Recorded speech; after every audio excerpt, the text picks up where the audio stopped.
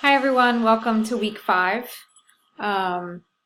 Today we're going to be thinking through and talking about your program proposal. You're going to be submitting a draft of part 3 in your discussion forum this time, and which is your program description.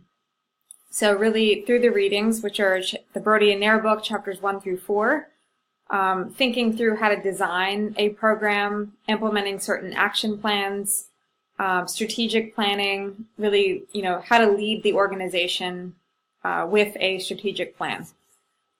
And then there's another reading which is really wonderful on developing SMART objectives.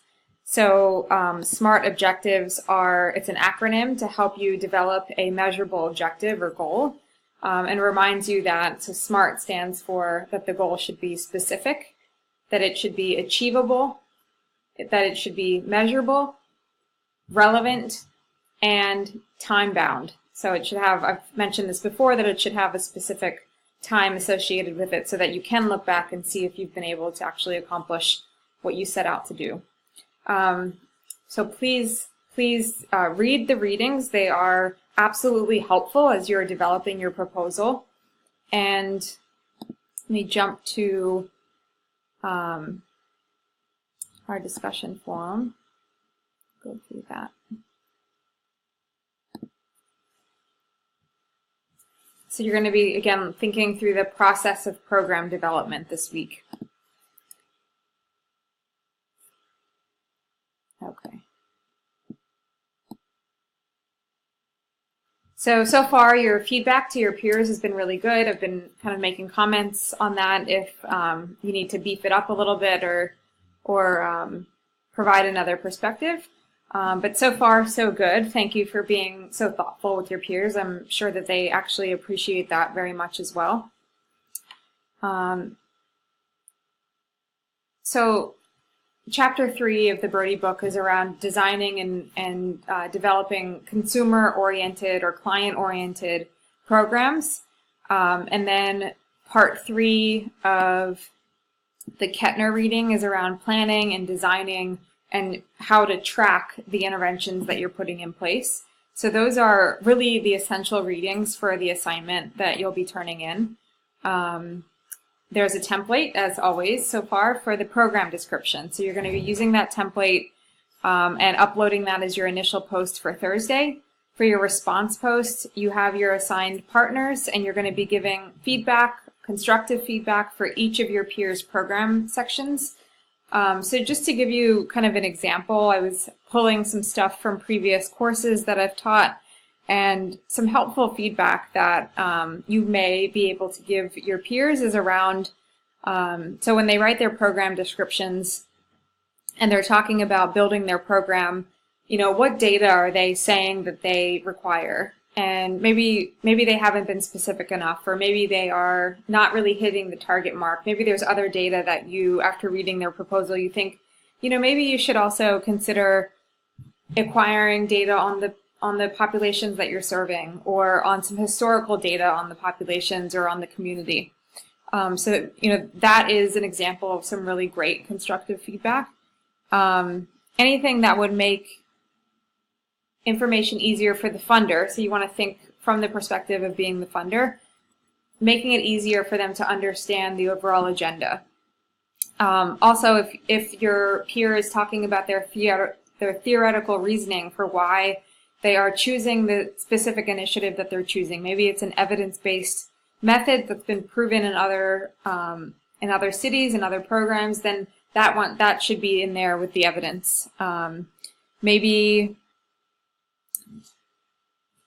you are looking to link children's behavior and trauma as the two big situations that you want to address, and so then